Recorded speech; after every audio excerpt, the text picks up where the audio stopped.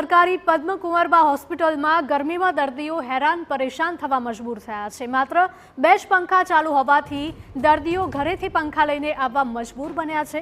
એક વોર્ડમાં 12 જેટલા બેડની સામે માત્ર 2 જ પંખા ચાલુ છે। રિનોવેશન ચાલુ હોવાના કારણે મુશ્કેલી સર્જાઈ હોવાનો આરએમઓનો દાવો છે।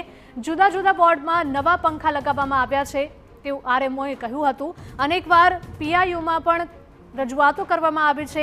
આગામી સમયમાં એસીની સુવિધા માટે રજૂઆતો કરવામાં આવશે।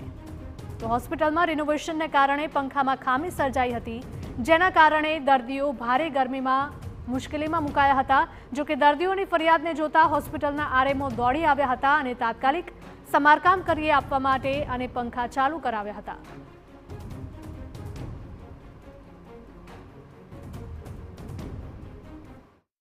બે ત્રણ પંખા જે બંધ હતા એ તાત્કાલિક ધોરણે પીએયુ દ્વારા કામગીરી કરીને પૂર્ણ કરાવેલ છે અને 2-3 પંખા જે હોસ્પિટલે પોતે ખરીદી કરેલા હતા તે પણ પીઆઈયુ વાળાએ લગાડી દીધા છે।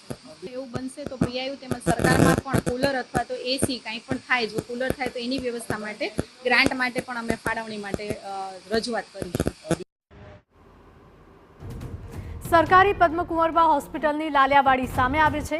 આરએમઓની ઓફિસમાં કોઈ હાજર ન હોવા છતાં એસી અને પંખા ચાલુ હાલતમાં હતા।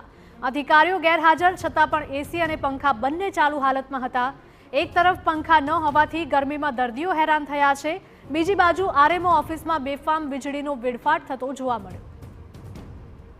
સરકારી હોસ્પિટલમાં લાલિયાવાડીનો વધુ એક નમૂનો આ દ્રશ્યો છે સરકારી પદ્મકુંવરબા હોસ્પિટલના, કે જ્યાં એક તરફ પંખા ન હોવાને કારણે દર્દીઓ ગરમીના હેરાન પરેશાન થવા માટે મજબૂર થયા છે।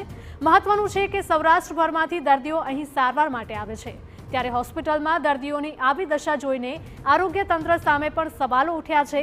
તો બીજી તરફ કોઈ અધિકારી હાજર ન હોવા છતાં પણ આરએમઓની ઓફિસમાં એસી અને પંખા બંને ચાલુ જોવા મળ્યા। જાણે કે હોસ્પિટલમાં માત્ર અધિકારીઓને જ સુવિધાઓ આપવામાં આવતી હોય, દર્દીઓ તો ઘરેથી પંખા લાવવા માટે મજબૂર બન્યા છે। હવે આ પાછળ હોસ્પિટલ તંત્ર શું બહાનું આપે છે અને લૂડો બચાવ કરે છે તે જોવું રહ્યું।